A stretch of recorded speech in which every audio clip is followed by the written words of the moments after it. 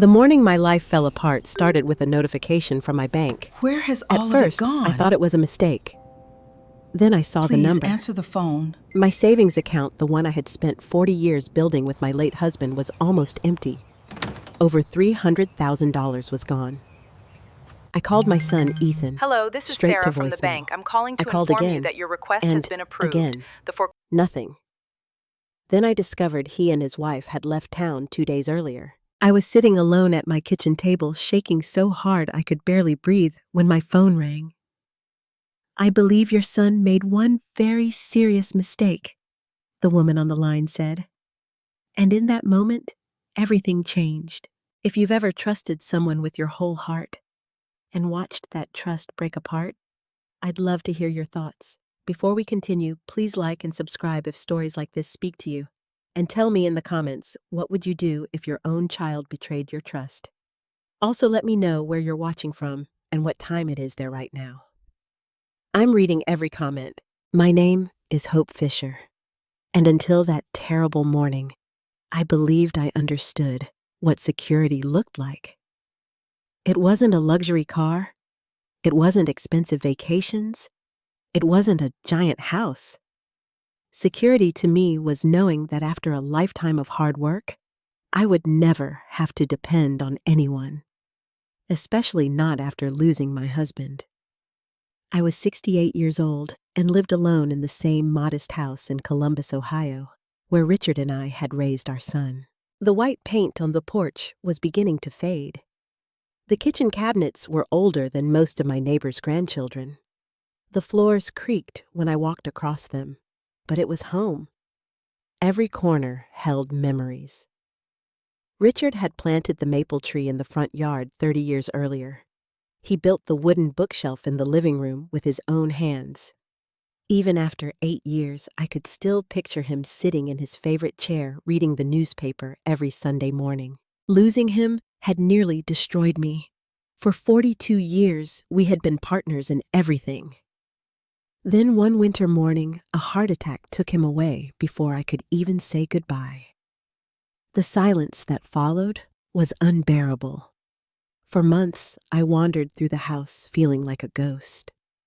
The only reason I kept moving forward was our son, Ethan. Back then, I told everyone how lucky I was. "Ethan checks on me all the time," I would say proudly. "He calls every week. He never forgets my birthday." The truth was that Ethan had always been charming. Even as a child, he knew exactly what to say to make people smile. Teachers loved him. Neighbors adored him. Family members constantly praised him. And I loved him more than anyone in the world. Maybe that's why I missed the warning signs. After Richard died, I became even more careful with money. I wasn't wealthy, far from it. I had worked as a librarian for nearly 4 decades. The pay was never impressive, but I was disciplined. Richard had been the same way. We saved when others spent. We planned when others borrowed. Every paycheck had a purpose. After his death, I continued living modestly. I drove an 11-year-old sedan. I rarely ate at restaurants. I clipped coupons. I repaired things instead of replacing them. Little by little, year after year, the savings grew. That money wasn't just sitting in an account. It represented thousands of sacrifices, missed vacations, overtime shifts, second jobs during difficult years. Everything Richard and I had built together. I often sat at the kitchen table reviewing my finances. Not because I was obsessed with money, because I wanted peace of mind. As people age, peace of mind becomes priceless. Medical emergencies happen. Roofs leak. Cars break down. Life surprises you. I wanted to know I could handle whatever came next, and for a long time, I believed I could, at least until Ethan's visits started changing. The change was gradual, so gradual that I didn't notice it at first. He began stopping by more often. At first, it felt wonderful. What mother wouldn't enjoy seeing her son? He would bring coffee, ask how I was feeling, help carry groceries, fix little things around the house. One afternoon, while replacing a loose door hinge, he casually asked, Mom, have you thought about downsizing? I laughed. Why would I do that? This house is huge for one person. It doesn't feel huge to me. He shrugged. You could sell it and move somewhere smaller. Put the extra money away. At the time, I thought he was simply concerned. A few weeks later, he brought it up again. Then again. Then again. Each conversation sounded harmless. But looking back now, I can see the pattern. He wasn't curious. He was gathering information. Unfortunately, I didn't realize that yet. Around the same time, his wife Lauren became unusually attentive. Lauren and I had always gotten along reasonably well. We weren't especially close, but there had never been problems. Suddenly, she started calling me, checking in, asking if I needed anything, inviting me to dinner. One evening, she sat beside me after dessert and smiled warmly. You know, Hope, Ethan worries about you. I smiled. That's sweet. He just wants to make sure you're protected. Protected from what? She laughed softly. Scammers. Criminals. You'd be surprised how many older people get targeted. I nodded. She wasn't wrong. Stories about fraud were everywhere. At the time, her concern felt genuine. Now I know better. Still, nothing seemed alarming enough to raise suspicion. Life continued. I attended church on Sundays, met friends for coffee, worked in my garden, called my sister Diane every few days. Everything appeared normal, but behind the scenes, something was changing. I simply couldn't see it. One afternoon, Ethan arrived looking stressed. Dark circles sat beneath his eyes. His smile seemed forced. Everything okay? I asked. He sighed. Work's been rough. What happened? Just financial pressure. I felt sorry for him. The economy wasn't easy. Many families struggled. I offered him dinner. We spent the evening talking. Before he left, he hugged me tightly. A little too tightly. You're the best mom anyone could ask for, he said. Those words should have comforted me. Instead, for reasons I couldn't explain, they made me uneasy. A strange feeling settled in my stomach. A warning, a whisper. Something wasn't right. But I pushed the thought away. Because mothers don't want to believe the worst about their children.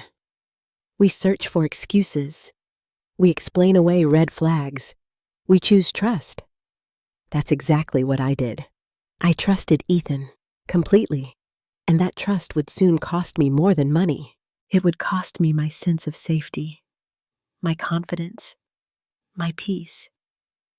And before long, I would discover that the son I thought I knew had been asking questions for a reason far darker than I ever imagined. The older I get, the more I realize that betrayal rarely arrives all at once. It comes in small pieces, tiny moments that seem harmless when they happen. Questions, comments, suggestions. Only later do you look back and see the pattern. That was exactly what happened with Ethan. A few weeks after his strange conversation about downsizing my house, he began asking more detailed questions about my finances. At first, I didn't think much of it. After all, he was my son. One Saturday afternoon, he stopped by while I was planting flowers in the backyard. He carried 2 iced coffees and his usual easy smile. Thought you could use a break, he said. I smiled. You're becoming quite thoughtful in your old age. He laughed. I learned from the best. For a while, we sat together on the patio. We talked about the weather, the neighborhood, a recent church fundraiser. Nothing unusual. Then he casually asked, "How are your retirement accounts doing?" I looked at him. Fine. Still growing. I suppose so. He nodded thoughtfully. Good. That should have been the end of it. Instead, He kept going. You have a financial advisor, right? Not anymore. What happened? He retired last year. Ethan frowned. You should really find another one. I've managed just fine. Mom, you're not getting any younger. The comment irritated me slightly. I know how old I am. I'm just saying somebody should help you. I can help myself.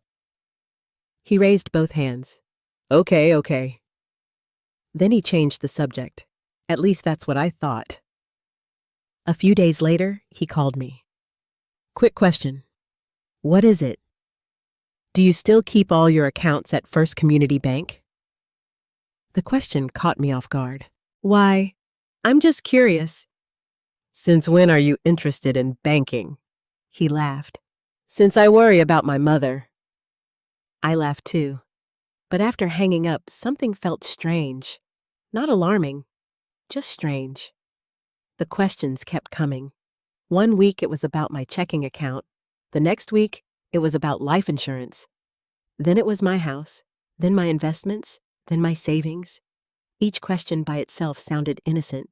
Together, they painted a different picture. I simply wasn't ready to see it yet. Meanwhile, Lauren became increasingly involved. One evening, she invited me over for dinner. She had cooked my favorite meal. Pot roast, mashed potatoes, fresh rolls. Everything looked perfect, almost too perfect. After dinner, Ethan disappeared into the kitchen. Lauren and I sat alone in the living room. She smiled warmly. You know, Hope, Ethan worries about you all the time. I nodded. He's always been protective. He really has. She paused. Sometimes I think he worries too much. What do you mean? She leaned forward slightly. Well, older people become targets. I laughed. There it is again. What? Everyone keeps telling me I'm old. Lauren smiled. You know what I mean. I did, and honestly, she wasn't wrong. I had seen countless stories about elderly people being scammed. Some lost thousands, others lost everything. Fear can be a powerful tool. Looking back, I think Lauren understood that better than I did. She continued carefully. What would happen if someone got access to your accounts? They won't. But what if they did? I'd deal with it. You really should let Ethan help more. There it was again. The same idea. Repeated. Presented differently each time. Like they were trying to convince me of something. I changed the subject, but the conversation stayed with me. That night, lying in bed, I thought about Richard. My husband had always handled most of our investments. Not because I couldn't, because he enjoyed it. Before he died, he spent months organizing everything. Every account, every password, every document. He wanted to make sure I'd be okay, and I had been okay. For 8 years. Yet suddenly, everyone seemed determined to convince me otherwise. The following month brought another surprise. Ethan showed up unexpectedly one afternoon, carrying a folder. I need your opinion. About what? Something work-related. He sat across from me at the kitchen table. Instead of discussing work, he opened the folder and pointed toward a financial planning brochure. Have you ever thought about adding a trusted contact to your accounts? I frowned. A trusted contact. Someone the bank can call if something happens. Like an emergency. Exactly. I studied him carefully. You've really become interested in financial planning. He laughed. I've become interested in protecting my mother. Again, protecting me. The word appeared constantly, like a script. At the time, I interpreted it as love. Now I understand it was preparation. A few days later, Diane came to visit. My younger sister had always been more skeptical than I was. If I saw the good in people, Diane looked for motives.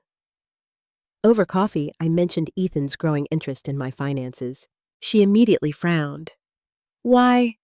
What do you mean, why? Why is he asking? Because he cares. Maybe. I didn't like her tone. What's that supposed to mean? Diane stirred her coffee. Hope, have you actually seen Ethan's financial situation lately? No. Exactly. I felt defensive. He's doing fine. How do you know? He has a good job. So did a lot of people before they got into debt. I shook my head. You're being unfair. Maybe, she sighed. I just don't like hearing that he's asking about your money. I changed the subject. I didn't want to hear criticism of my son. Not then. Not yet. A week later, Ethan stopped by again. This time he seemed nervous. More nervous than usual. He paced around my kitchen while I prepared lunch. Finally, he sat down. Mom, can I ask something? Of course. If something ever happened to you, do you have everything organized? I laughed. Are you planning my funeral? No, I'm kidding. He didn't laugh. That surprised me. I just think it's important. I have a will. Where is it? The question came too quickly, too directly. For the first time, I hesitated. Ethan noticed. Mom, why do you need to know? His smile returned immediately. I don't. The answer sounded rehearsed. I just want to make sure things aren't complicated. A strange silence settled between us. For the first time in my life, I felt uncomfortable talking to my own son. The feeling disappeared quickly, but it was there. And that mattered, because instincts often whisper long before facts begin shouting. Unfortunately, I still wasn't listening. A few days later, Ethan called me late at night. His voice sounded exhausted. Mom, do you trust me? The question came out of nowhere. Of course I trust you. He was quiet for a moment. Then he said something I wouldn't fully understand until much later. Good. Because pretty soon, I'm going to ask for your help. At the time, I assumed he was talking about work, or money, or family. I had no idea those words were the beginning of a plan that had already been set in motion, a plan that would eventually empty my bank account, destroy my trust, and reveal a side of my son I never believed existed. And the worst part, I still thought I was talking to the little boy I had raised. I didn't realize that somewhere along the way, that little boy had disappeared. 2 weeks after Ethan asked whether I trusted him, he showed up at my house carrying a thick blue folder. The moment I opened the door, I noticed how unusually cheerful he seemed. Not relaxed, not happy, almost relieved, as if something important was finally about to happen. Perfect timing, he said. I frowned. For what? I need about 15 minutes of your time. I stepped aside. Come in. He walked directly to the kitchen table and placed the folder in front of him. I sat across from him. What is all this? Nothing complicated. Whenever someone says that something is usually complicated, I should have remembered that. Ethan opened the folder. Inside were several documents covered with signatures, initials, and official-looking logos. I adjusted my glasses. What am I looking at? He smiled. Bank paperwork. Immediately, my stomach tightened. What kind of paperwork? The bank is updating account protection policies. I stared at him. My bank called you. Not exactly. The answer felt odd. Before I could ask another question, he continued. I was reviewing some things online and discovered that a lot of older accounts don't have updated authorization records. I blinked. Authorization records? Basically, emergency permissions. I still didn't understand. Ethan pointed toward one page. If something ever happened to you, the bank might freeze everything. Why would they do that? Identity theft concerns, fraud, scams. Again, scams, fraud, protection. The same words, the same themes, repeated endlessly. At the time, I interpreted it as concern. Now I understand it was preparation. I picked up the first page. The language was dense and difficult to follow. Legal terminology, financial terminology, several paragraphs that seemed intentionally complicated. I don't understand half of this. Nobody does, Ethan joked. I didn't laugh. Instead, I continued reading. The more I read, the more confused I became. What exactly are these forms supposed to do? They simply allow me to help if you ever need assistance. I don't need assistance. Not now. His voice softened. But someday you might. I hated that sentence. Not because it was cruel, because it forced me to confront something I didn't want to think about. Aging, dependence, vulnerability. Ethan noticed my hesitation. Mom, this isn't about taking control. Then what is it about making sure you're protected? There was that word again. Protected. I looked at the papers, then at my son, then back at the papers. Part of me wanted to say no. Another part felt guilty. After all, Ethan was my only child. Was it really unreasonable for him to help manage things in an emergency? Before I could decide, another voice entered the conversation. Lauren. I hadn't even realized she was standing near the doorway. She walked into the kitchen carrying a grocery bag. Oh, good, she said. You're already discussing it. I looked up. Discussing what? The paperwork. She sat beside Ethan. Honestly, hope we were surprised you didn't already have something like this. I felt cornered. Not intentionally, but still cornered. Two people, one decision, one direction. Lauren leaned forward. You'd be shocked how many elderly people lose everything because they don't prepare. I'm not elderly. The words came out sharper than I intended. An awkward silence followed. Then Lauren laughed lightly. You know what I mean. No, actually, I did know what she meant, and I didn't like it. Still, I tried to stay calm. What exactly happens if I sign these? Ethan immediately answered. Nothing changes. Nothing? Nothing at all. That answer should have raised a red flag. Because if nothing changed, why was signing so important? Unfortunately, I didn't ask that question. Instead, I looked down at the papers again. Several pages required signatures. Others required initials. Some included terms I barely understood. The entire process felt rushed. That bothered me. Maybe I should have someone else review these. The atmosphere changed instantly, not dramatically, just enough for me to notice.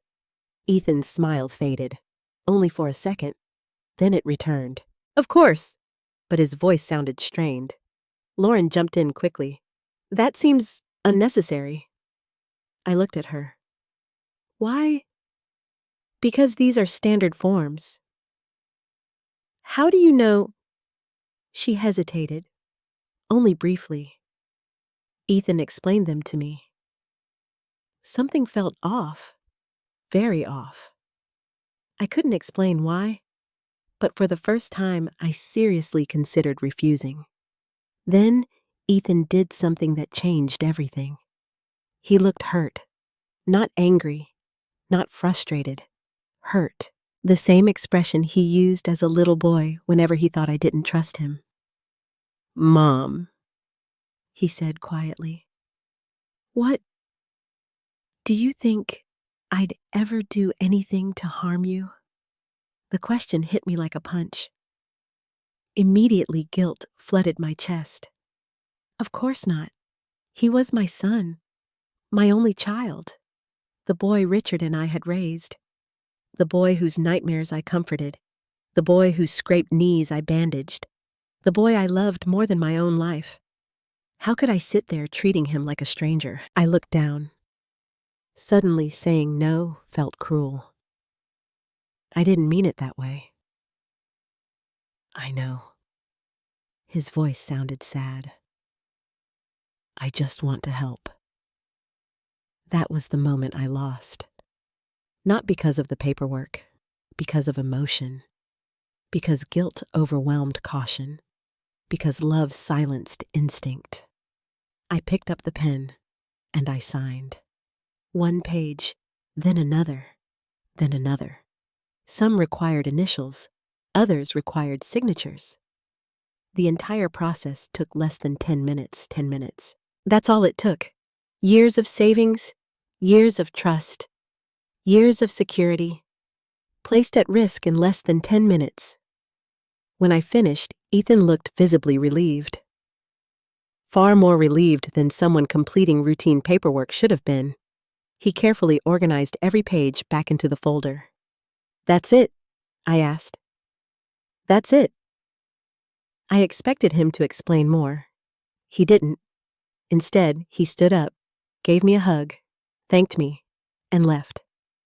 The entire visit felt strangely rushed, almost rehearsed. For the rest of the afternoon, an uncomfortable feeling lingered in my chest. Something wasn't right. I couldn't explain why, but the feeling refused to leave. The next morning, I almost called the bank. Almost. Then I convinced myself I was overreacting. I told myself I was being paranoid. I told myself Ethan loved me. I told myself everything was fine, so I did nothing. Days passed, then weeks. Life returned to normal, or at least it appeared to. Meanwhile, something happened that I wouldn't learn about until much later. At First Community Bank, a young employee named Megan Parker was reviewing recent authorization documents. She noticed one file. My file. Something about it bothered her. The timing, the wording, the structure of certain forms. She couldn't identify exactly what was wrong, only that something felt unusual. Most employees would have ignored the feeling. Megan didn't. She made a note in the system, a simple internal observation. Nothing dramatic, nothing urgent, just a note. One tiny decision, one tiny observation, a detail so small nobody thought it mattered. At the time, I knew nothing about it.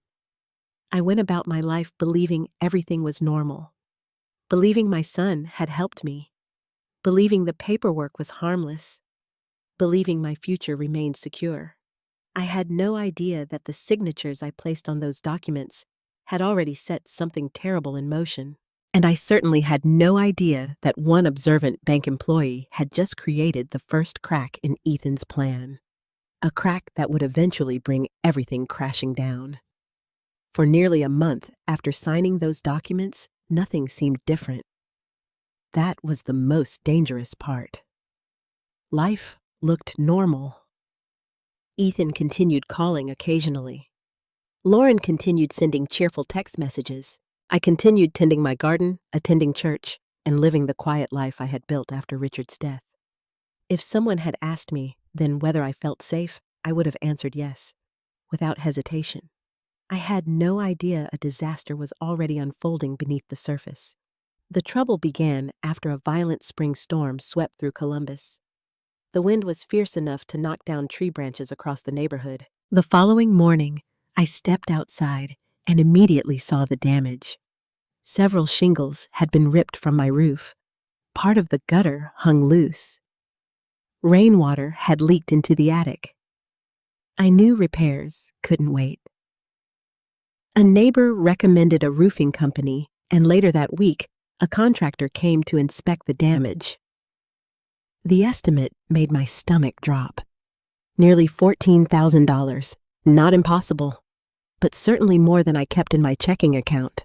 Thankfully, That was exactly why Richard and I had spent decades saving money. Unexpected expenses were part of life. I wasn't worried. At least, not yet. The next morning, I drove to First Community Bank. The same branch I'd used for years. The same branch where most of my savings had been sitting safely for nearly a decade. I greeted the teller with a smile. She greeted me back. Then I requested a transfer from my savings account. Simple, routine, ordinary. The teller typed for a few seconds, then stopped. Her smile disappeared. I noticed immediately. "Is something wrong?" I asked. She stared at her screen, then typed again. The silence stretched longer. My pulse began to rise. "Ma'am?" She looked uncomfortable. Very uncomfortable. "One moment, Mrs. Fisher." She stood up and disappeared into an office. I sat there confused. 5 minutes passed, then 10. When she finally returned, another employee was walking beside her. A manager. My heart started pounding. The manager sat across from me. "Mrs. Fisher, could we discuss your account in my office?" The room suddenly felt colder. "What happened?" "It's probably best if we speak privately." Those words never lead anywhere good. I followed her into a small office. The manager closed the door. Then she turned her computer screen toward me. At first, I didn't understand what I was seeing. Rows of transactions, wire transfers, withdrawals, electronic transfers, page after page. The numbers blurred together. Then my eyes focused, and my entire world stopped. The balance displayed at the top of the screen was almost zero. I blinked. Once, twice, 3 times. Surely I had misread it. "That's not my account." The manager looked sympathetic. "It is." "No." I shook my head. "No, that's impossible." My voice sounded distant, as though it belonged to someone else. "There must be a mistake." She remained silent. That silence terrified me more than words. I stared at the screen. The balance remained unchanged. The money was gone. Not a small amount. Not a few $1,000s. Nearly everything Richard and I had saved over a lifetime. Gone. For a moment, I couldn't breathe. I honestly thought I might faint. The manager slid a glass of water toward me. I barely noticed. My eyes remained locked on the screen. "Who did this?" The question escaped my lips before I realized I had spoken. The manager hesitated. Then she opened another file. Authorization records, transfer approvals, account activity. Several documents appeared, documents bearing my signature. My stomach twisted violently. I recognized them immediately. The papers Ethan had brought to my kitchen table. The room began spinning. "No." The word came out as a whisper. "No." The manager looked concerned. "Mrs. Fisher, I wasn't listening anymore." Pieces of memory crashed together.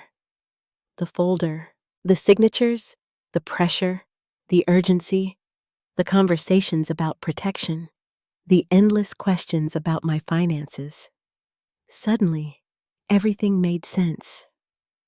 And I hated the answer. I grabbed my phone, called Ethan, straight to voicemail. I called again. Voicemail. Again. Voicemail. Again. Voicemail. Each unanswered call felt like another knife. I sent a text. No response. Another text. Nothing. The manager gently touched my arm. "Do you know who has access to your account?" I swallowed hard. "My son." The words tasted like poison. I immediately called Lauren. The phone rang twice. Then she answered. "Hope!" Relief flooded through me. Finally, someone. "Where's Ethan?" A pause. A brief pause. Too brief for most people to notice. but I noticed. I don't know. Don't lie to me. Another pause, longer this time. Then her voice changed. The warmth disappeared. Completely. It was like talking to a stranger. Hope Ethan needed a chance. I froze. What? He deserved an opportunity.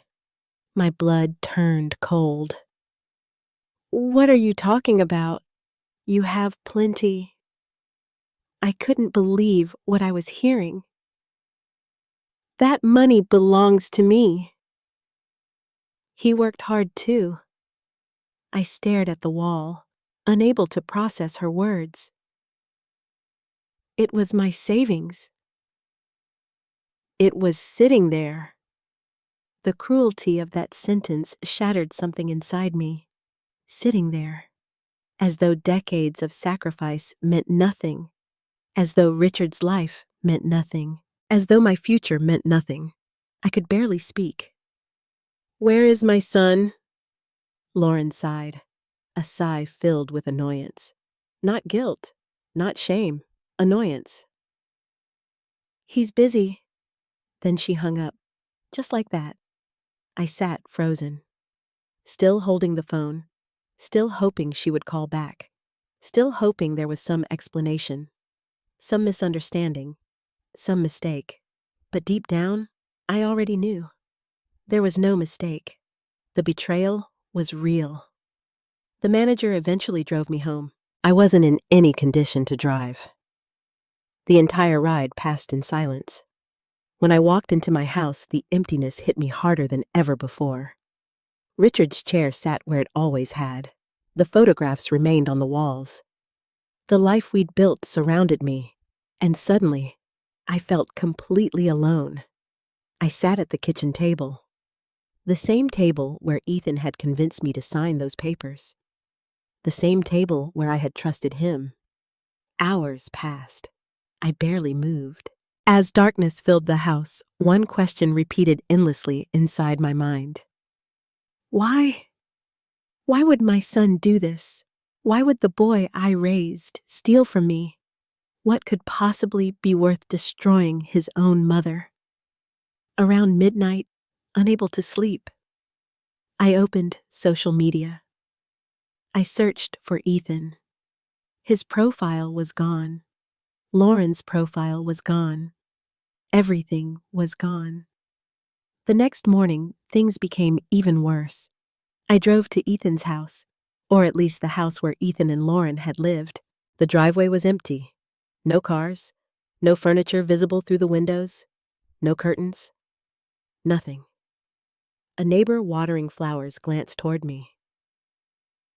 You looking for Ethan? My heart sank. Yes. The woman frowned. They moved. When? Few days ago, the world tilted beneath my feet. A few days. She nodded. They loaded a truck and left. I could barely stand. A few days ago, before I even discovered the money was missing, before I knew anything, Ethan hadn't just taken my savings. He had planned his escape. Every detail, every step, every lie. And for the first time in my life, I was forced to face a truth more painful than losing money. My son hadn't acted on impulse. He hadn't made a terrible mistake. He had prepared for this, carefully, patiently, deliberately, and he had disappeared before I even realized I had become his victim. The first few days after discovering Ethan had taken my savings felt unreal. I woke up every morning expecting it to be a nightmare. Then, reality returned. The money was gone. My son was gone. And somehow the pain kept getting worse. Not because of the financial loss, because of what came afterward. The isolation, the doubt, the humiliation, the feeling that nobody believed me. For almost a week, I barely left the house. I couldn't eat. I couldn't sleep. I spent hours sitting in Richard's old chair staring at the front window. Sometimes I imagined Ethan pulling into the driveway. walking up to the front door, apologizing, explaining everything, telling me there had been some terrible misunderstanding.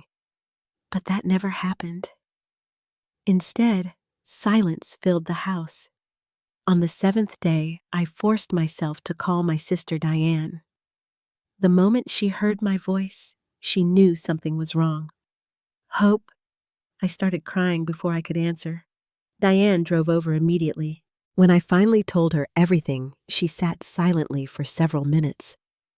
I expected anger, shock, disbelief. Instead, she looked heartbroken.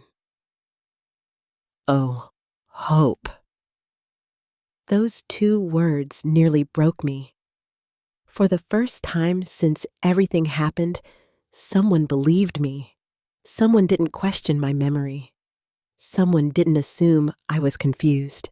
Someone didn't make excuses for Ethan.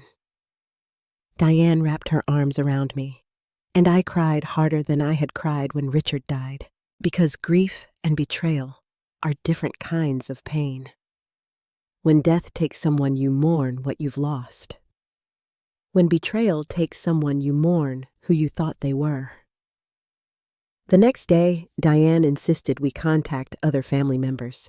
At first, I agreed. I thought support would help. I was wrong.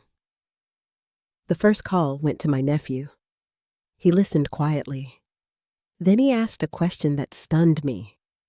"Are you sure that's what happened?" I stared at the phone. "What do you mean?" "I mean, maybe there's another explanation." "There isn't." "Did the bank confirm everything?" "Yes." An uncomfortable silence followed. Then he said something that made my stomach twist. "Ethan told us you've been having memory problems." I froze. "What?" "He mentioned it a few months ago." The room suddenly felt smaller. My pulse raced. "A few months ago." "Yeah." I looked at Diane. She looked just as shocked. My nephew continued. "He said you've been forgetting things." I couldn't believe what I was hearing. "I haven't been forgetting things." "I know, Aunt Hope. I'm just telling you what he said." After we hung up, Diane sat back in her chair. Neither of us spoke for a moment. Then she whispered, "He planned this." I nodded slowly. For the first time, I realized how deep Ethan's deception might go. This wasn't a desperate decision. This wasn't a moment of weakness. This was preparation, months of preparation, maybe longer. The next few days brought more painful discoveries. Family member after family member repeated similar stories. Ethan had quietly planted doubts, little comments, small observations, harmless concerns, at least on the surface. "Mom seems forgetful lately." "Mom gets confused sometimes." "Mom shouldn't handle stressful financial decisions alone." At the time, nobody thought much about those comments. Why would they? He was her son. He sounded concerned, protective, responsible. Exactly the image he wanted them to see.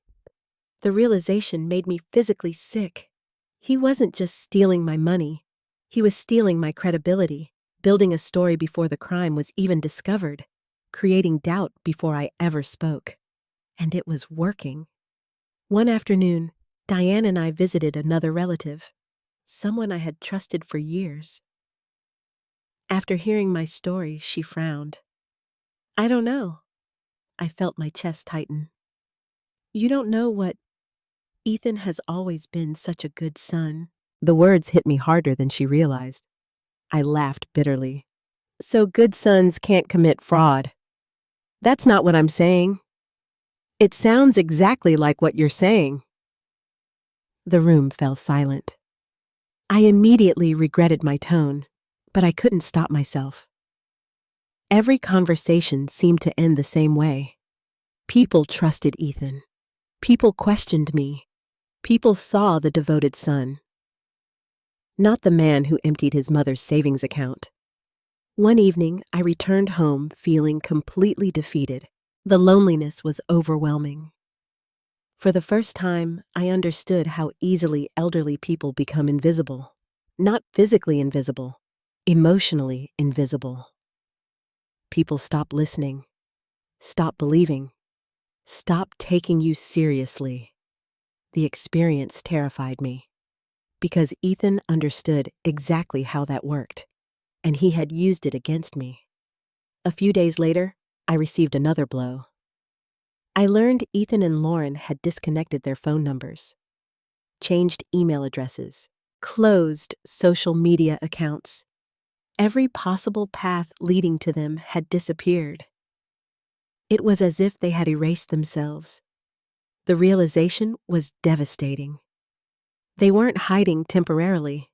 They were running, and they had no intention of coming back. That night, I sat at my kitchen table reviewing old photographs, pictures from birthdays, Christmas mornings, family vacations, school graduations. One photo stopped me. Ethan at age 8, missing his front teeth, holding a fishing pole beside Richard, both of them smiling. I picked up the picture, studied it carefully, and asked a question I couldn't answer. When did I lose him? Not physically, emotionally. When did the little boy in that photograph become a man capable of doing this?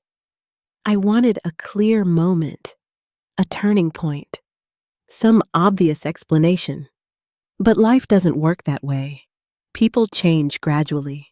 One compromise, one selfish decision, one lie at a time, until eventually there's someone you no longer recognize. The next morning, I made a decision. I would stop waiting for Ethan to do the right thing. I would stop hoping he would suddenly appear and confess. I would stop behaving like a victim. If I wanted answers, I would have to find them myself. I gathered every document I had. Bank statements, account records, the paperwork Ethan convinced me to sign, everything. Then I started reading. Page after page, hour after hour. Most of it made little sense. But one thing became obvious. The transfers hadn't happened all at once. They happened over time, several transactions, several accounts, several destinations. The complexity surprised me. This wasn't amateur theft. Someone had thought carefully about how to move the money. That realization chilled me, because Ethan had never been particularly knowledgeable about finance. So where did this plan come from? Who helped him? Lauren? Someone else? I didn't know, but I intended to find out. Late that afternoon, my phone rang. I almost ignored it. Most calls lately brought bad news, but something made me answer. Hello? A calm female voice responded. Mrs. Fisher? Yes. My name is Rebecca Collins. I sat up straighter. Okay. I'm the branch manager at First Community Bank. My heart immediately started pounding. Had they discovered something? Was there another problem? Another loss? Rebecca paused before continuing. There is something important we need to discuss regarding recent activity on your account. Every muscle in my body tightened. What kind of activity? Another brief pause. Then she said the words that changed everything. Mrs. Fisher, one of the transactions connected to your account has not been completed. I stopped breathing. What? There appears to be a transfer currently under review. For the first time since Ethan disappeared, a small spark of hope appeared. Tiny, fragile, but real. Maybe everything wasn't gone after all. Maybe someone had finally noticed what happened. And maybe, just maybe, my son's perfect plan wasn't as perfect as he believed. For several seconds after Rebecca Collins spoke, I couldn't find my voice. I simply sat there, gripping the phone. A transaction under review, not completed. The words echoed inside my head. After weeks of lost pain and helplessness, they felt almost impossible to believe. "What do you mean?" I finally asked. Rebecca's voice remained calm and professional. "I'd prefer to discuss the details in person." My heart immediately sank. "Is it bad?" "Not necessarily." That answer only made me more nervous. "When can I come in?" "How soon can you be here?" Less than an hour later, I was walking into First Community Bank. The same building that had become a symbol of betrayal now felt strangely different. This time, I wasn't arriving to discover what I'd lost. I was arriving to learn what might still be saved. A receptionist escorted me directly to Rebecca's office. She stood when I entered. Unlike the other employees I'd spoken to recently, Rebecca didn't treat me with pity. She treated me with respect. That alone made a difference. "Mrs. Fisher." "Please call me Hope." She smiled. "Then I'm Rebecca." For the first time in weeks, I felt like I was talking to an ally instead of explaining myself to a skeptic. Rebecca closed the office door and opened a file, a very thick file. Seeing my name printed across the front made my stomach tighten. "Before we begin," she said, "I want you to know that everything we're discussing remains confidential." I nodded. "Okay." She took a breath. "Our fraud monitoring system flagged several transactions connected to your account." My pulse quickened. "Why?" "Because the activity pattern was unusual." I leaned forward.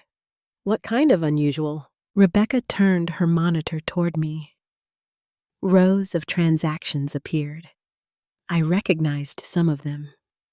Others were completely unfamiliar. The sheer number made me feel sick. There were multiple transfers over several weeks. I stared at the screen. Weeks. Yes. I closed my eyes. That meant Ethan hadn't simply emptied the account in one moment.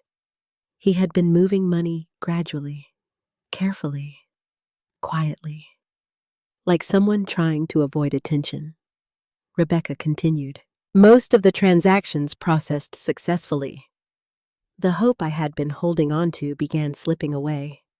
Then she added, "But not all of them." I looked up immediately. "What happened?" She clicked another screen. A single transaction appeared.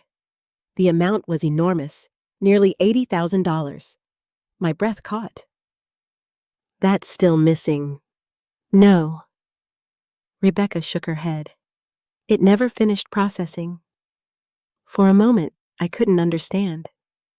"Why?" "Our system flagged it." The room suddenly felt brighter. "Because it looks suspicious." "Exactly." I stared at her. After weeks of bad news, hearing those words felt almost unreal. Rebecca continued explaining. The transfer had been directed toward a newly opened account. The receiving account had little transaction history.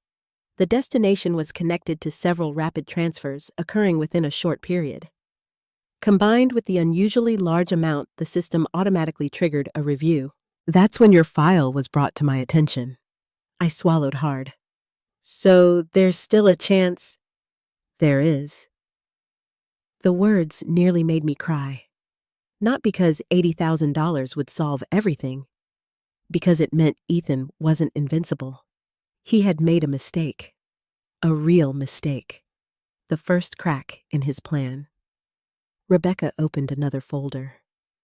"This is where things become concerning." I almost laughed. Everything was concerning, but I stayed quiet. She slid several documents across the desk. I immediately recognized my signature. The paperwork Ethan had brought to my kitchen table. The sight made me feel physically ill. Rebecca pointed to several sections. "Did you understand these forms when you signed them?" "No." "Did anyone explain them thoroughly?" "No." "Were you encouraged to seek independent advice?" I shook my head. "No." Rebecca made a note. then another, then another. The longer she reviewed the documents, the more serious her expression became. Finally, she looked at me. Hope I need to ask something difficult.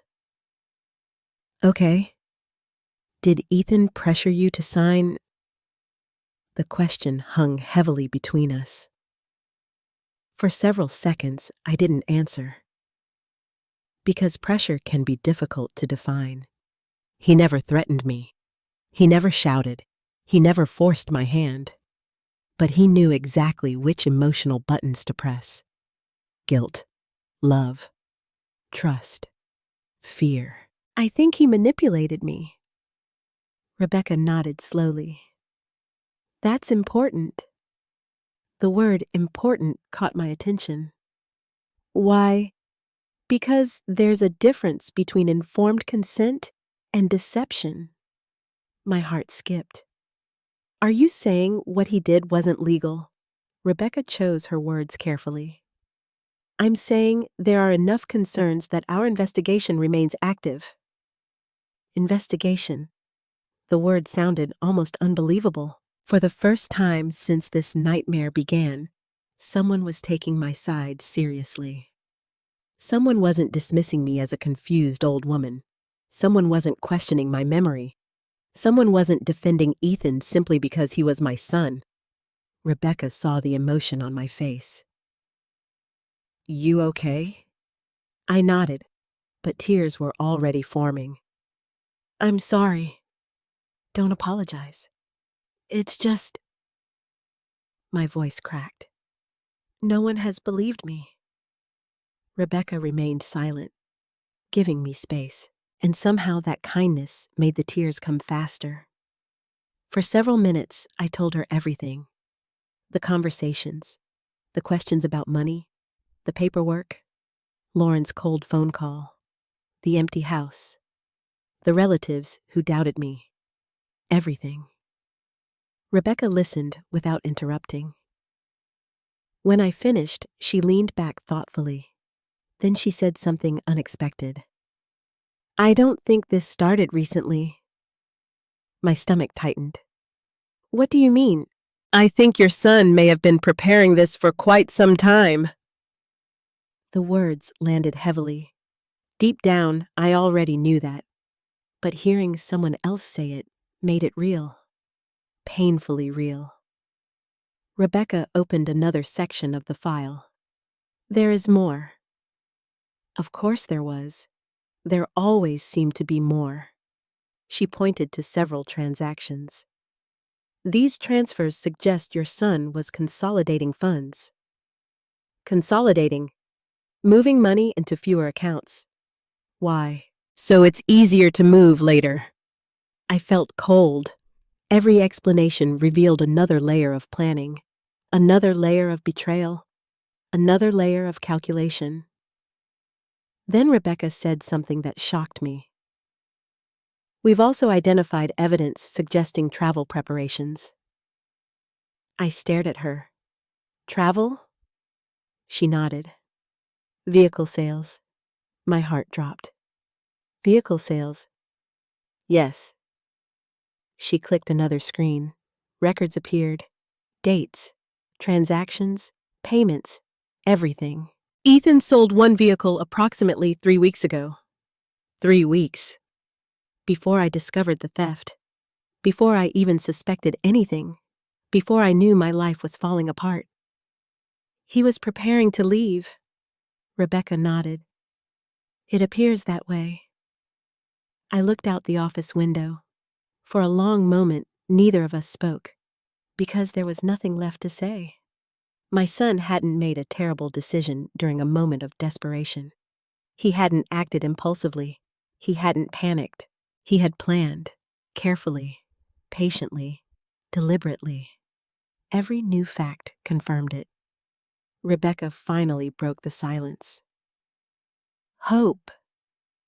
I looked back at her. I can't promise how this ends. My chest tightened. But I can promise this. What? We're not done yet. Something in her voice felt genuine, determined, confident. For the first time since this nightmare began, I believed her. As the meeting ended, Rebecca handed me her direct phone number. "If anything happens, call me immediately." "I will." As I stood to leave, she added one final piece of information, something that kept me awake all night. "We believe your son is attempting one final transfer." I froze. "What?" "The transaction that's under review. The $80,000. The money still suspended. The money Ethan clearly expected to receive." Rebecca's expression hardened. "If we're right, he's trying to move it again." My pulse quickened. "Can he?" "We don't know yet." The uncertainty was terrifying, but it also meant something else. Ethan wasn't finished, which meant he was still making moves, and every move created another chance for him to make a mistake that might finally expose exactly where he was hiding. After my meeting with Rebecca Collins, I drove home with more questions than answers. For the first time in weeks, I felt something other than grief. Determination. It wasn't enough to know Ethan had taken my money. I needed to understand what he planned to do with it. Because one thing had become painfully clear. People don't steal hundreds of thousands of dollars without a destination in mind. That night, I barely slept. I kept replaying Rebecca's words. A final transfer, a suspicious account, travel preparations, vehicle sales. Every piece pointed toward one conclusion. Ethan wasn't hiding nearby. He was preparing to disappear, possibly forever. The next morning, Rebecca called. "Hope I think we found something." My heart immediately started racing. "What is it?" "We need to meet." 30 minutes later, I was sitting in her office again. This time, she wasn't alone. A man from the bank's fraud department joined us through a video conference. His name was Daniel Mercer. Unlike Rebecca, Daniel was blunt, very blunt. "Mrs. Fisher, your son appears to have been preparing an exit strategy." The words hit hard, even though I already suspected it. "How long?" Daniel looked at several documents. "We estimate at least 4 to 6 months." I closed my eyes. 4 to 6 months. That meant Ethan began planning this while sitting at my dinner table, while accepting Christmas gifts, while hugging me goodbye, while telling me he loved me. The realization made me sick. Daniel continued. "We've identified several unusual patterns." Rebecca handed me copies. The first was a vehicle sale. Ethan had sold his truck. The second was even worse. Lauren had resigned from her job. Not recently, nearly 6 weeks earlier. I stared at the date. "She quit," Rebecca nodded, "without obtaining new employment." My stomach tightened. No new job, no local plans, no future in Columbus. Everything pointed toward relocation. Daniel pulled up another document. "We also found evidence suggesting housing inquiries." "Housing? Rental properties." I leaned forward. "Where?" He clicked another screen. A map appeared. My pulse quickened. Florida. Several cities in Florida. Miami, Tampa, Fort Lauderdale. For a moment, I couldn't speak. The pieces were finally coming together. They weren't just running. They were starting over. With my money. Rebecca watched my reaction carefully. "There's more." Of course there was. There always seemed to be more.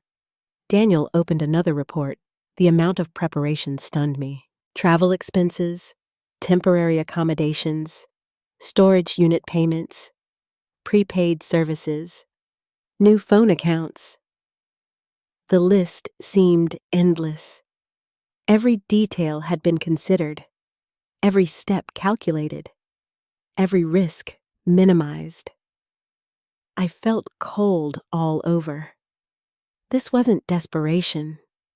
This wasn't financial hardship. This was strategy.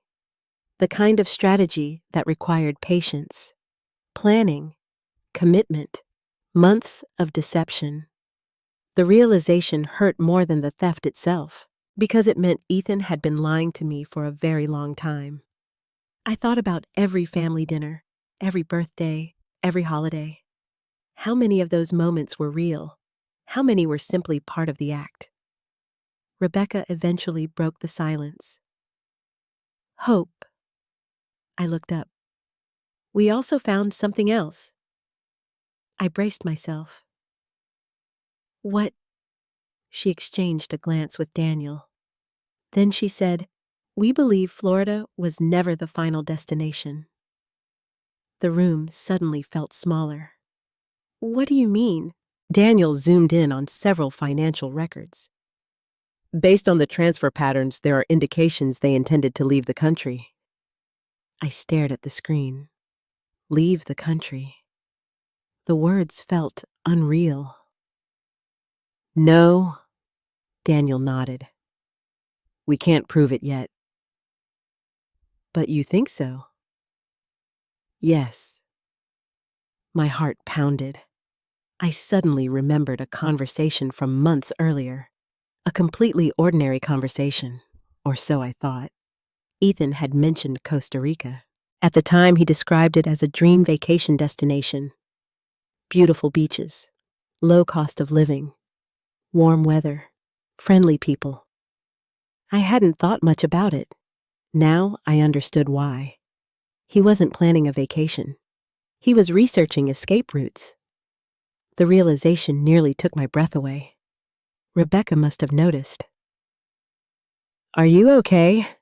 I laughed bitterly. No. For a moment, nobody spoke. Then I asked the question that had haunted me since everything began. Why? Neither Rebecca nor Daniel answered immediately, because there wasn't a simple answer. Finally, Daniel spoke. Fraud involving family members often isn't about necessity. I looked at him. What is it about entitlement? The word landed heavily. Entitlement, not survival, not emergency, not desperation. Entitlement. The belief that someone else's money should belong to you. The belief that you're owed something. The belief that taking becomes justified. I hated how much sense it made. Over the years, Ethan had occasionally complained about money, housing costs, debt, student loans, retirement concerns, the future. At the time, I sympathized. Most parents would. But perhaps something darker had been growing beneath those complaints. Something I never noticed. Something Ethan successfully hid. As the meeting ended, Rebecca handed me another packet. What's this? A timeline. I opened it. Every major event was listed. The account changes. The paperwork. The transfers. The vehicle sale. Lauren's resignation. Everything. Seeing it laid out chronologically was devastating, because the pattern became impossible to ignore. The moment Ethan started asking questions about my finances preparations had already begun. Every conversation had a purpose. Every visit had a purpose. Every act of kindness had a purpose. Even the hugs, especially the hugs. I drove home feeling numb. Not angry, not yet, just exhausted. That evening, Diane came over. When I showed her the timeline, she looked horrified. My God. I nodded. He planned everything. Diane stared at the pages. Then she said something that stuck with me. He underestimated one thing. I looked up. What? You? I laughed. That seems unlikely. No. She pointed toward Rebecca's notes. He expected you to give up. I considered that. Maybe she was right. Maybe Ethan expected shame to silence me. Maybe he expected age to weaken me. Maybe he expected isolation to break me. Instead, every new discovery made me more determined. Not because of the money, because of the truth. I needed the truth. Several days later, another call came from Rebecca. This one sounded different, more urgent. "Hope we have movement."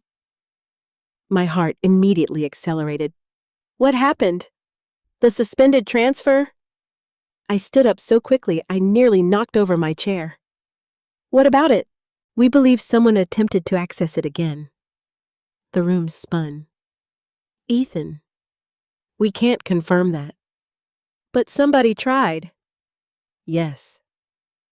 For several seconds, neither of us spoke. Then Rebecca added something that changed everything. "The attempt triggered additional monitoring." I swallowed hard. "Is that good?" "It could be." "Why?" Rebecca's voice lowered. "Because people who think they're getting away with something often become careless." Careless. The word stayed with me long after the call ended. For months, Ethan had executed a nearly perfect plan. But perfect plans create confidence. Confidence creates mistakes, and mistakes create opportunities. For the first time, I began to wonder if Ethan's downfall had already started. The question wasn't whether he had stolen from me anymore. The evidence was overwhelming.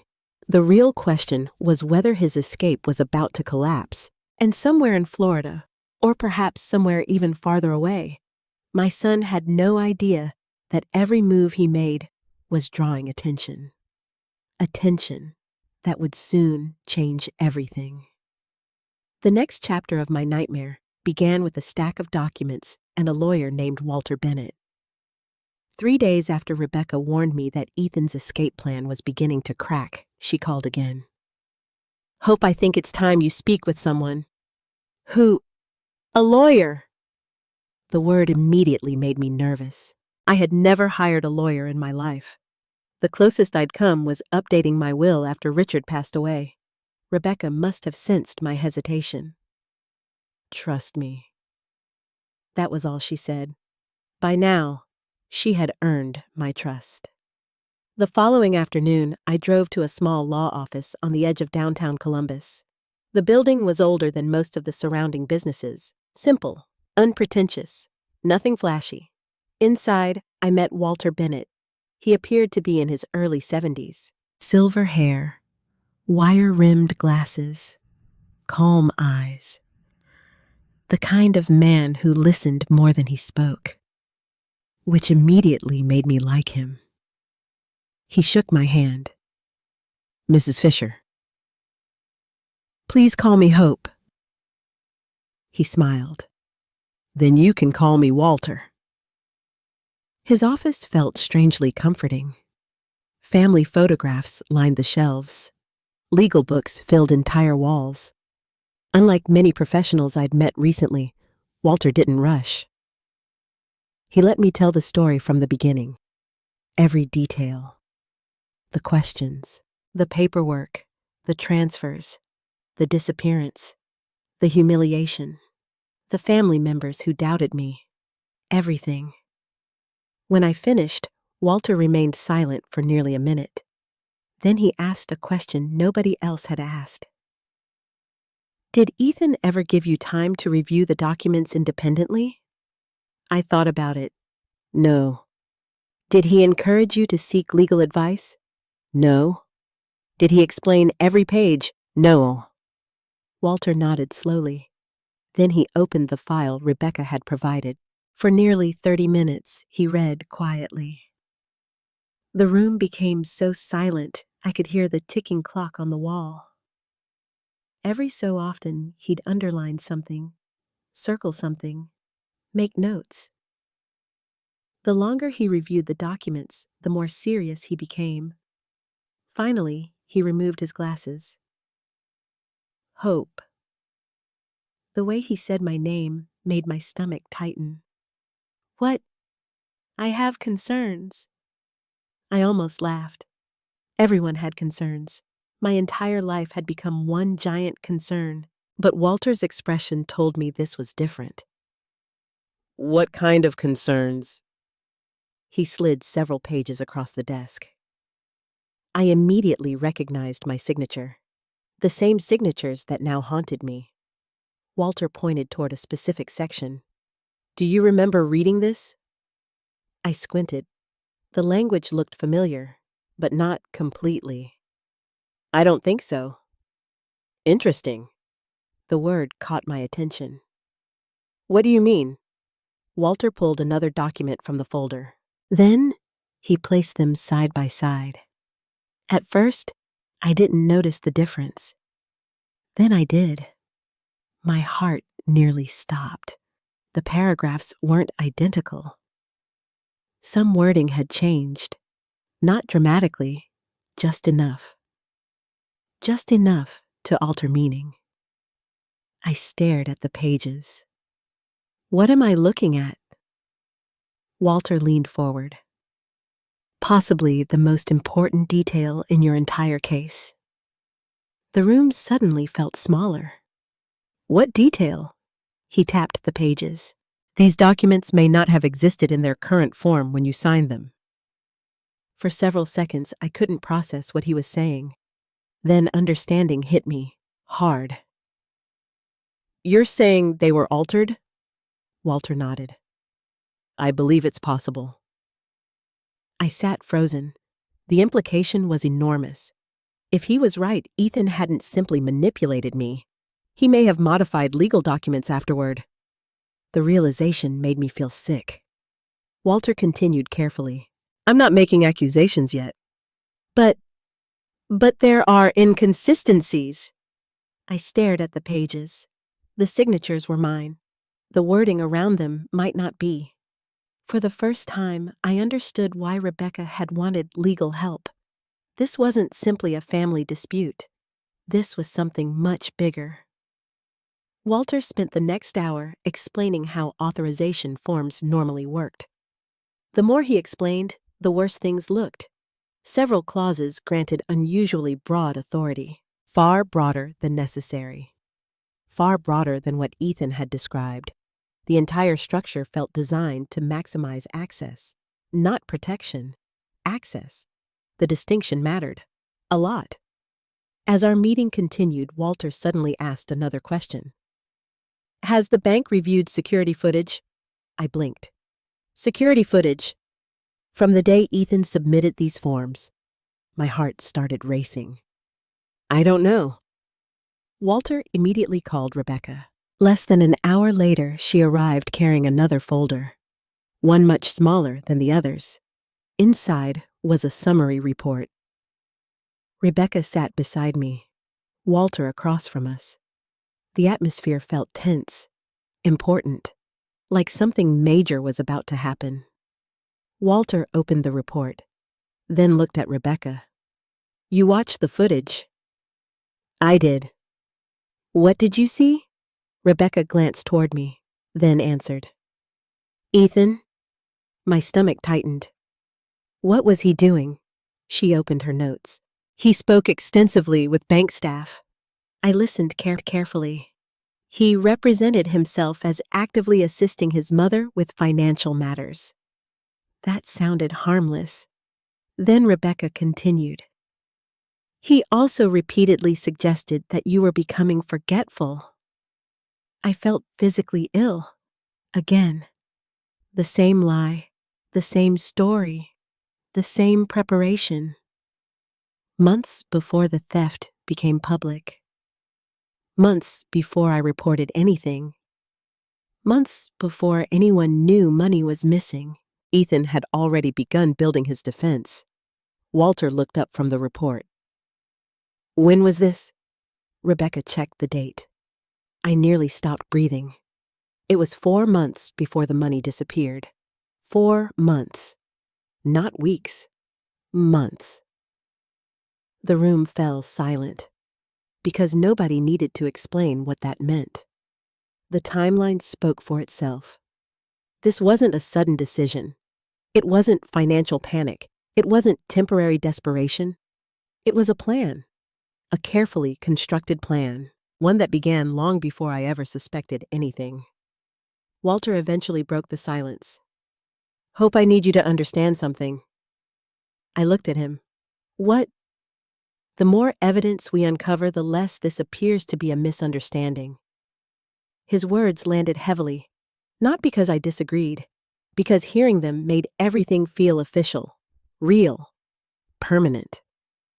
For weeks, part of me had continued searching for an explanation, some hidden detail, some missing context, something that would allow me to see Ethan as the son I remembered. That possibility was disappearing. Fast. Before leaving, Rebecca handed Walter another document. "What is this?" I asked. "A transaction analysis." Walter scanned the pages. Then his eyebrows rose slightly. That alone frightened me. "What did you find?" He looked directly at me. "Hope I think your son made a mistake." The statement immediately caught my attention. "What kind of mistake?" Walter smiled for the first time that afternoon. A small smile, but meaningful. The kind people make when they become overconfident. My pulse quickened. "What does that mean?" Walter tapped one specific entry. "There is evidence that Ethan personally interacted with an account connected to the suspended transfer." I leaned forward. "Is that good?" "It's very good." "Why?" Walter closed the file. "Because the more directly he touches the money, the harder it becomes for him to deny involvement." The realization sent a small surge of hope through me. Not joy, not yet, but hope. For the first time, Ethan's plan wasn't just being questioned, it was being challenged. Systematically, legally, professionally. And every new document seemed to reveal another crack, another inconsistency, another mistake. As I prepared to leave, Walter stopped me at the door. "Hope." I turned around. "What?" He adjusted his glasses, then said something I would remember for the rest of my life. "People who commit fraud usually believe they're smarter than everyone else." I nodded. "So," Walter's expression hardened. "And that's usually when they start making mistakes." For the first time in months, I walked out of an office feeling something unexpected. Not fear, not grief, not anger. Momentum. Because somewhere out there, Ethan believed he was winning. He believed he had covered every track. He believed his escape was secure. What he didn't know was that a bank manager, a fraud investigator, and an experienced attorney were now pulling apart his plan piece by piece. And with every new piece they uncovered, the walls around him were beginning to close. 3 days after my meeting with Walter Bennett, my son came home. Not permanently, not because he felt guilty, and certainly not because he wanted to return my money. He came because he was scared. At the time, I didn't know exactly what had frightened him, but the moment I opened my front door and saw Ethan standing there, I knew something had changed. He looked exhausted. His clothes were wrinkled. Dark circles sat beneath his eyes. The confidence Rebecca and Walter described was gone, replaced by tension, fear, desperation. For several seconds, neither of us spoke. I simply stared at him. The son who had stolen my savings. The son who had vanished. The son who had destroyed my trust. Part of me wanted to slam the door. Another part wanted to hug him. That was the hardest part. Even after everything, he was still my child. "Mom," he said quietly. The word hurt more than I expected. "What are you doing here?" He looked down. "I need to talk to you." I almost laughed. Weeks of silence, weeks of hiding, and now he wanted to talk. "That's convenient." His shoulders tightened. I deserve that. The answer surprised me. It sounded almost sincere. Almost. I stepped aside. 5 minutes. He entered the house. The same house he had once called home. The same house Richard and I had spent decades paying for. The same house Ethan had apparently viewed as part of his future inheritance. We sat across from each other at the kitchen table. Neither of us touched the coffee I poured. The silence felt unbearable. Finally, Ethan spoke. "You're making a mistake." I blinked. "What?" His eyes met mine. "Rebecca Collins." Immediately, my stomach tightened. "What about her?" "You shouldn't trust her." I stared at him. Of all the things I expected to hear, that wasn't one of them. "Excuse me. She's manipulating you." I couldn't believe what I was hearing. "Manipulating me?" "Yes." The words came faster now, as if he had rehearsed them. "She doesn't care about you." I folded my arms. "That's interesting." "Mom?" "No." I cut him off. "You disappear with my money." His jaw tightened. Then I continued. "You refuse my calls." Silence. "You leave town." More silence. "And now you're here to warn me about the woman trying to help me." His expression hardened. For the first time, the mask slipped. Just a little. "She's making things worse." There it was. Not concern for me. Concern for himself. I could hear it clearly now. "How?" Ethan hesitated. Then he changed targets. "What about the lawyer, Walter?" "Of course. What about him?" "He's taking advantage of you." I almost laughed. "He is." "Absolutely." His voice grew stronger, more confident. "They want you angry. They want you emotional. They want you fighting." The irony nearly took my breath away. The man who had lied to me for months was suddenly concerned about manipulation. I stared at him carefully, then asked the question I had wanted answered since the beginning. "Why did you do it?" For the first time, genuine discomfort crossed his face. Not guilt, discomfort. The difference mattered. "It's complicated." "No." My voice remained calm. "It's actually very simple." Silence. "You took money that didn't belong to you." Ethan rubbed his forehead. "You don't understand." "Then explain it." Another silence. Then came the excuse, the one I should have expected. "I was trying to build something." I laughed bitterly. "With my money." His eyes narrowed. "We're family." There it was. The entitlement Daniel had described. Not desperation. Entitlement. Family. As if that single word justified everything. I leaned forward. "Did you ask?" He looked away. "No." "Did you tell me the truth?" "No." "Did you intend to give it back?" That question lingered. Longer than any of the others. Far too long. Eventually he answered. "I don't know." The honesty shocked me, because for the first time he wasn't pretending, and the truth was ugly. He hadn't planned beyond taking it. Not really. The fantasy ended at possession. Like many selfish people, he focused on getting what he wanted, not on what happened afterward. The conversation continued for nearly an hour. Every answer revealed another layer of rationalization. Another excuse, another justification. Nothing sounded like remorse. Everything sounded like self-preservation. Then something unexpected happened. Ethan made a mistake. A very important mistake. He became angry. Not explosive, not dramatic, just careless. And careless people reveal things. "None of this would have happened if you had trusted me." The sentence slipped out before he could stop it. I stared at him. "What?" He immediately realized what he'd said. Too late.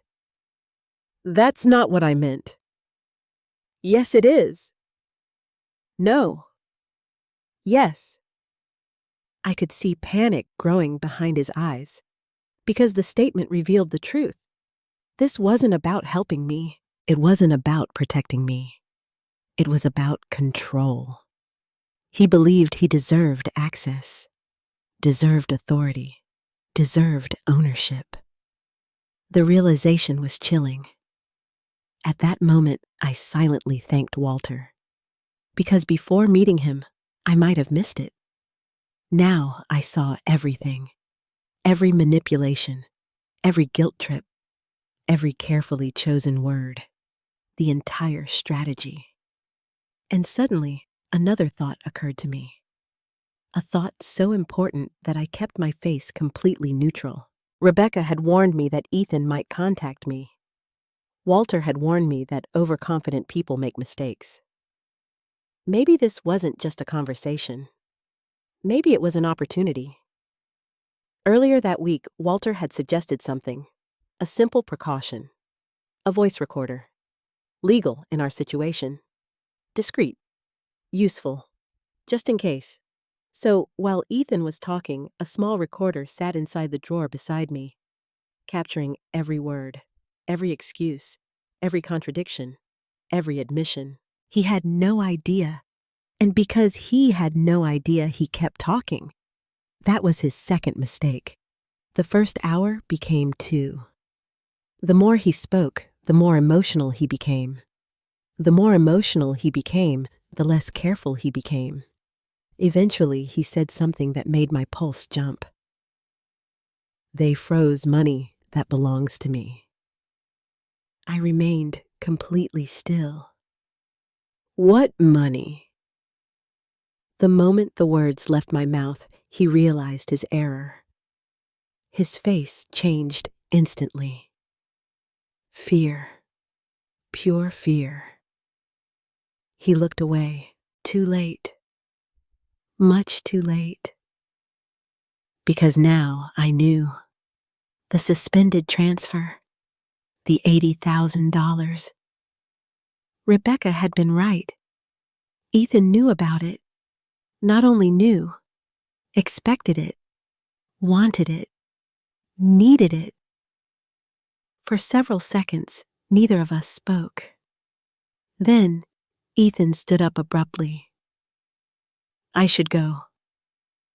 I almost smiled, because suddenly he wanted to leave. Suddenly, he wasn't interested in helping me. Suddenly, he wasn't interested in reconciliation, because he realized he had revealed too much. As he moved toward the door, I asked one final question. Ethan. He stopped, without turning around. What? I swallowed hard, because despite everything, this still hurt. Did you ever feel guilty? The silence stretched. 5 seconds, 10, 15. Finally, he answered, not looking at me, not facing me, not acting like the son I remembered. I tried not to think about it. Then he walked out. The front door closed behind him, and just like that, he was gone again. I stood there for several minutes, heart pounding, mind racing, because although the conversation broke my heart, it accomplished something important, something powerful. For the first time, Ethan wasn't just suspected. He was exposed, and waiting inside a small recorder were words that might help destroy the story he had spent months creating. A story that was beginning to collapse faster than he realized. 2 days after Ethan's unexpected visit, Walter called. His voice sounded different, focused, urgent. Hope, are you free tonight? My stomach tightened immediately. What happened?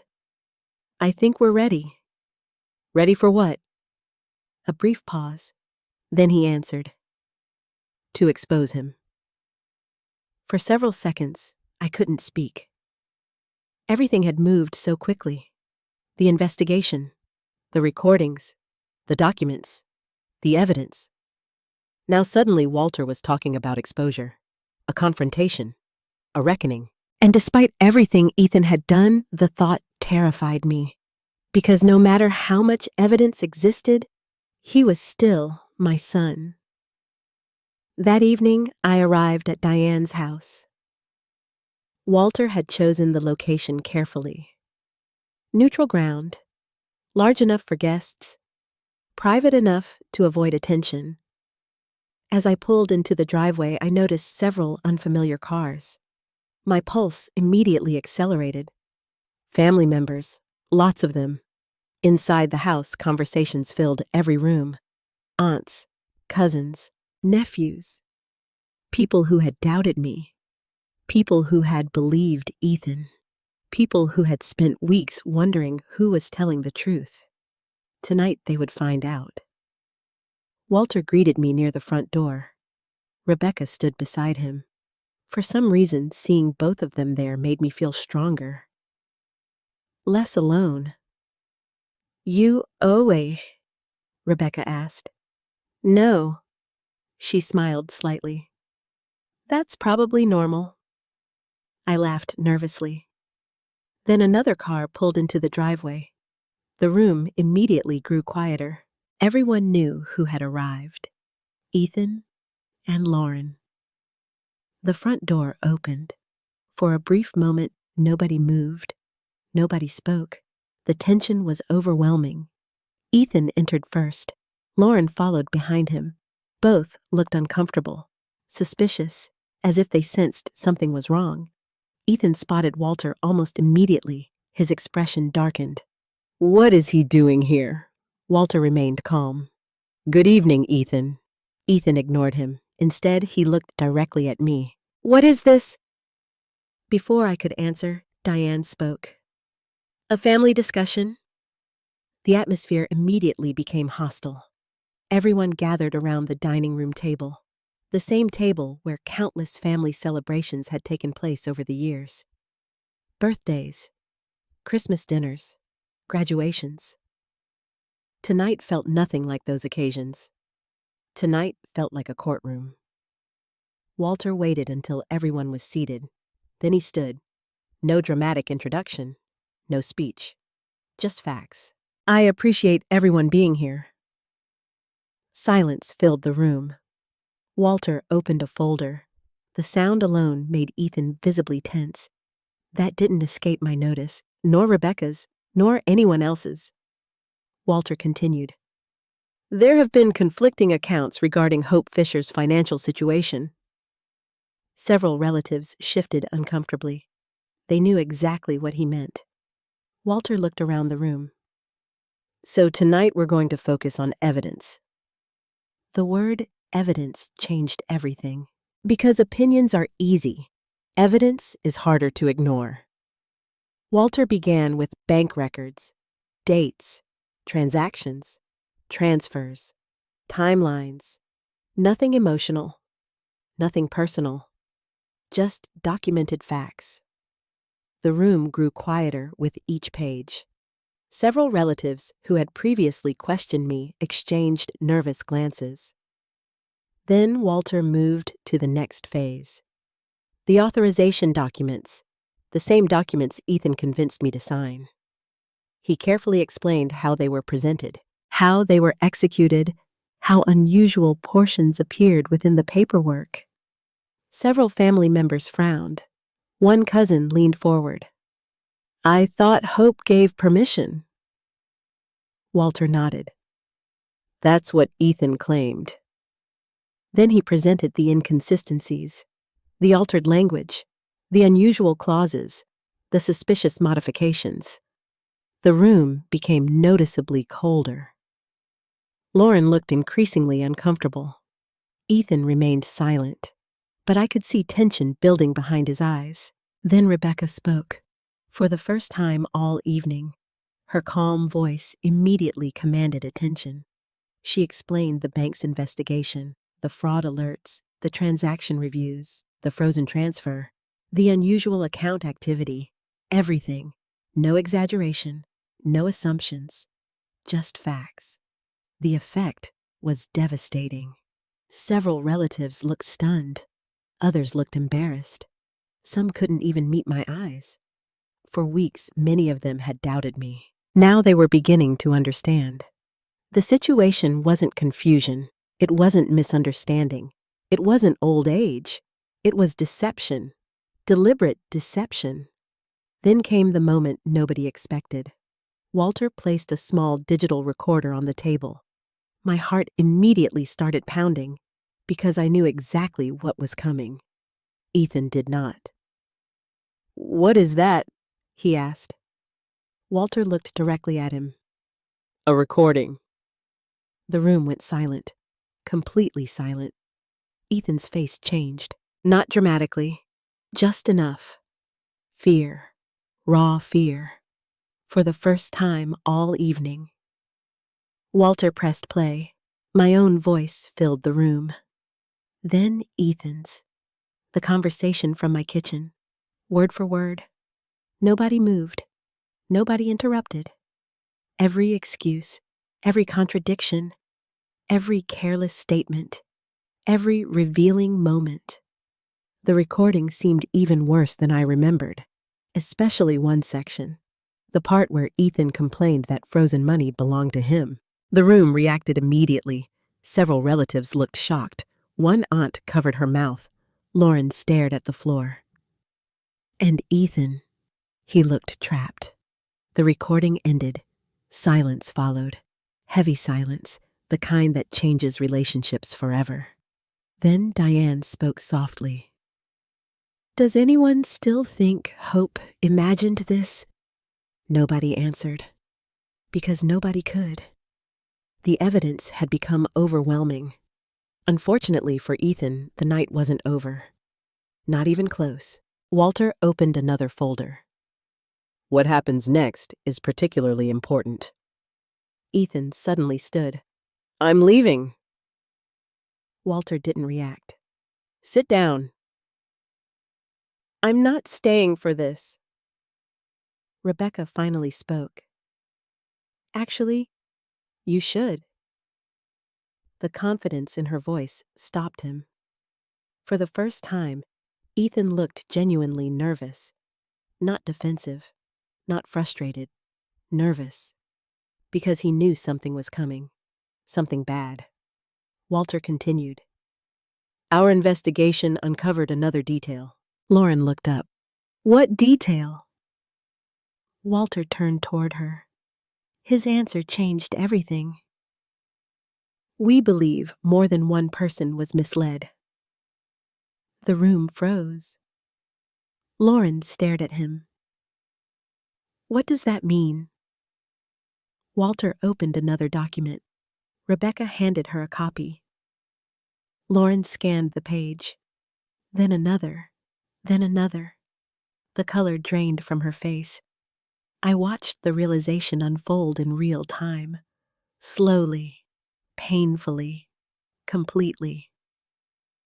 "What is it?" Ethan asked. Lauren looked at him, not with love, not with loyalty, with shock and betrayal. The same betrayal I had felt weeks earlier. "You lied to me." The words barely escaped her lips. Ethan immediately shook his head. "Lauren? No." She stood up, hands trembling. "No." The room remained silent. Nobody wanted to interrupt. Nobody needed to, because the truth was revealing itself. Lauren stared directly at her husband. "You said the money was ours." Ethan said nothing. "You said everything was legal." Silence. "You said your mother agreed." More silence. And then came the sentence that changed the entire room. The sentence nobody expected. The sentence that revealed Ethan's greed was even bigger than we imagined. Lauren's voice broke as she spoke. "There isn't as much money left as you promised, is there?" The room exploded with confusion, questions, voices, shock. Even Walter looked surprised. because suddenly the story had become bigger, much bigger. And for the first time all evening, Ethan looked completely cornered. The perfect image he had built for months was collapsing, piece by piece, lie by lie, and everyone in the room could finally see the truth. But none of us yet understood just how much Ethan had been hiding. For a few seconds after Lauren accused Ethan of lying to her, nobody in the room moved. Nobody spoke. The silence felt heavier than any argument, because suddenly, the story wasn't just about a son betraying his mother.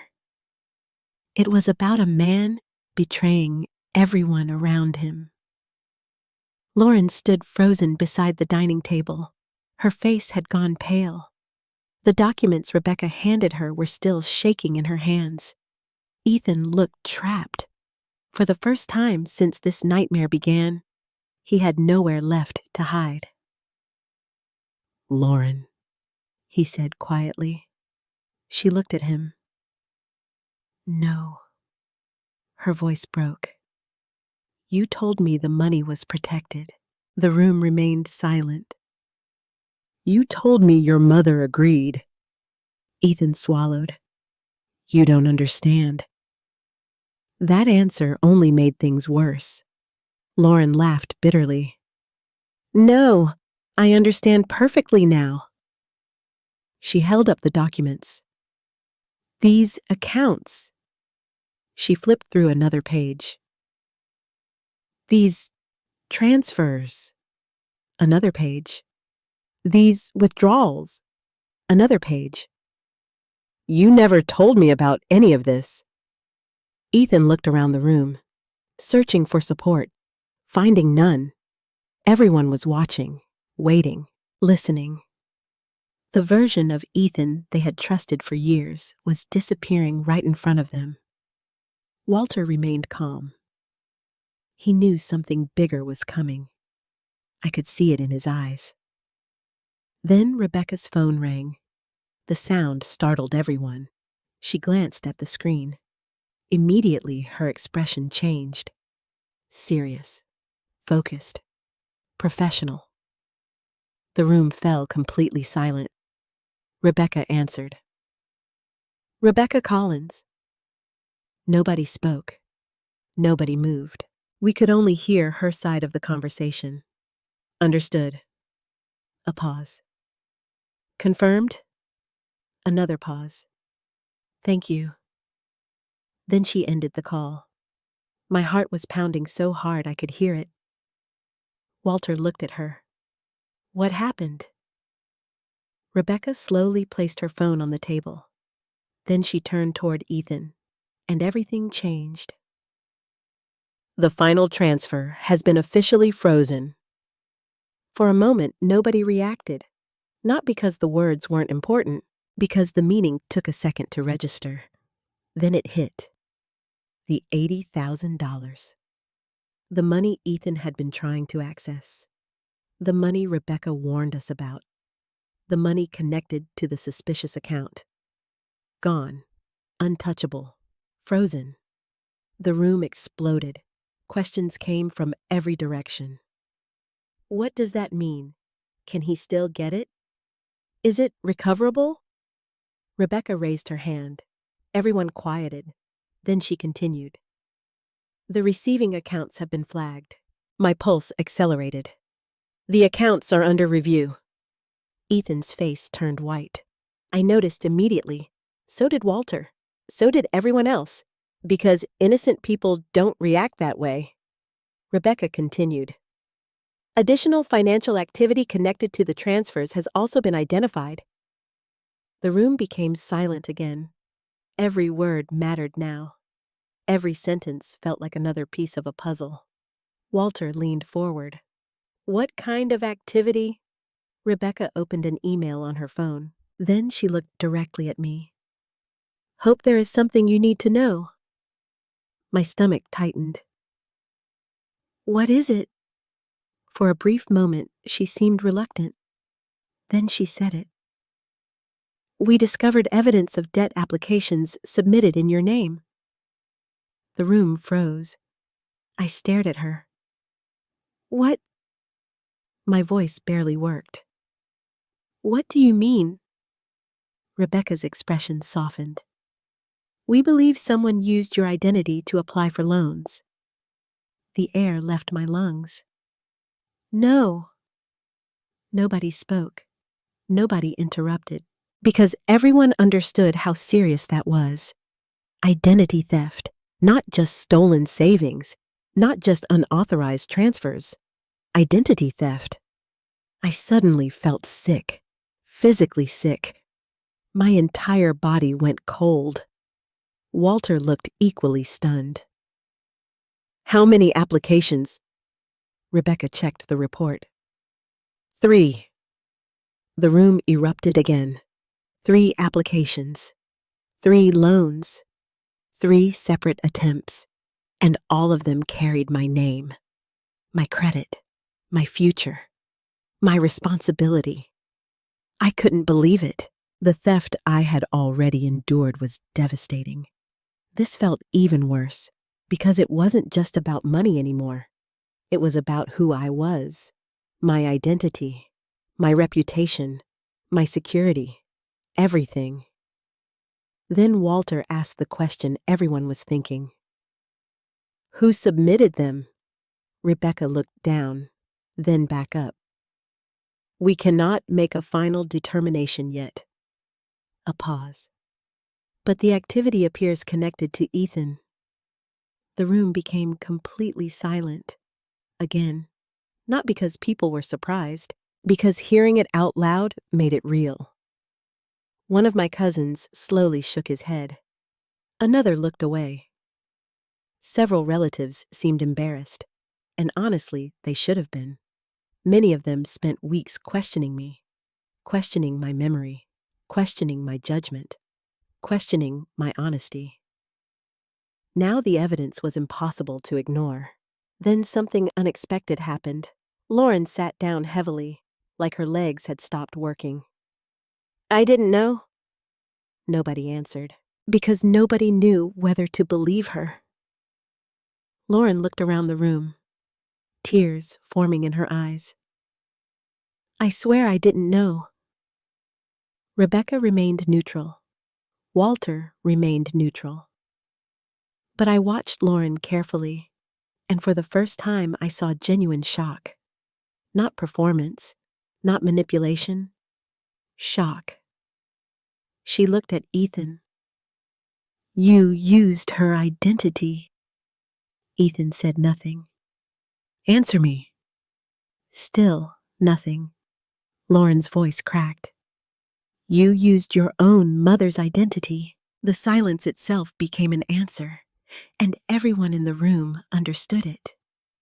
Then came the final blow. The moment that destroyed whatever remained of Ethan's story. Rebecca looked toward Walter. Walter nodded. Then Rebecca spoke.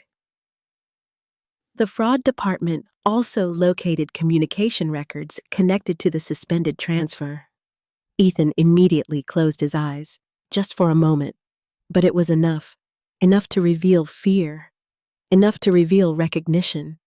Enough to reveal guilt. What kind of records? Walter asked. Rebecca glanced at her notes. Messages. The room remained silent. Messages discussing how quickly the money could be moved once it cleared. I stared at Ethan, my son, my only child, the little boy whose nightmares I used to comfort, the little boy who once cried when he accidentally broke a neighbor's window. Gone, completely gone. The man sitting across from me looked like a stranger who had spent months planning my destruction. Then Ethan finally spoke, not loudly, not dramatically, just quietly, defeated. It wasn't supposed to happen like this. The room turned toward him. Every eye, every face, every person waiting for an explanation. He laughed bitterly, a hollow laugh. I thought I could fix everything. Walter didn't blink. By stealing from your mother. Ethan looked down. No answer. Rebecca spoke next. By using her identity? Still no answer. Lauren's voice trembled. By lying to me, nothing. The silence was devastating because there was no defense left. No explanation, no manipulation, no story, only consequences. Then Rebecca delivered the final update. The update that completely destroyed Ethan's escape plan.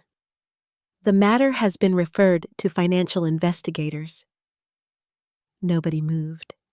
Nobody spoke. The frozen funds remain inaccessible. Another pause. The associated accounts are under review. Another pause. And additional action may follow. The meaning was obvious. Ethan understood it. Walter understood it. Everyone understood it. This was no longer a family disagreement. No longer a misunderstanding. No longer a private matter. The system was involved now. The bank, investigators, attorneys, documentation, evidence. The walls were closing in, and for the first time since this nightmare began, I saw something I never thought I'd see. Fear. Real fear. In Ethan's eyes. Not fear of losing money. Not fear of embarrassment. Fear of consequences. The kind he had spent months believing he could avoid. The kind he never imagined would catch up to him. And sitting there, watching everything collapse around him, I realized something important. The call Rebecca received that night hadn't simply frozen a transfer. It had shattered the foundation of Ethan's entire plan. Everything he built, every lie, every manipulation, every stolen dollar, every escape route, everything. And the collapse had only just begun. After the family meeting ended, nobody rushed to leave. People stood in small groups throughout Diane's house, whispering, talking, trying to process everything they had just witnessed. For weeks, the family had been divided. Some believed me. Some believed Ethan. Most weren't sure what to believe. Now the uncertainty was gone. The evidence had settled that debate. But evidence couldn't repair the damage. It couldn't erase the lies. It couldn't restore trust. And it certainly couldn't give me back the son I thought I knew. I barely slept that night. Not because I was worried, because I was exhausted. Emotionally exhausted. Months of stress had finally caught up with me. The next morning, Walter called. His voice sounded calm, confident. That immediately got my attention. "Good news?" I asked. Walter chuckled softly. "Potentially." Potentially was better than nothing. "What happened?" "The investigators want to speak with you." My stomach tightened. "Is that bad?" "No." A pause. "Actually, it's a very positive sign." That afternoon, Walter accompanied me to a meeting with financial investigators. The office was much less intimidating than I expected. Professional, organized, quiet. Nothing like the dramatic scenes people imagine from television. The lead investigator introduced herself as Karen Mitchell. She appeared to be in her 50s. Sharp eyes, direct manner, no nonsense. The kind of person who missed very little. Karen reviewed my case for nearly an hour. Every document, every timeline, every transaction, every statement. Then she looked at me. "Mrs. Fisher." "Please call me Hope." She smiled politely. "Hope." I nodded. Karen folded her hands. "What happened to you is unfortunately more common than most people realize." The statement surprised me. Really? Very. The answer hurt, because it meant other parents had experienced this pain. Other families had suffered similar betrayals. Other mothers had trusted the wrong person. Karen continued. The difference is that most cases don't contain this much documentation.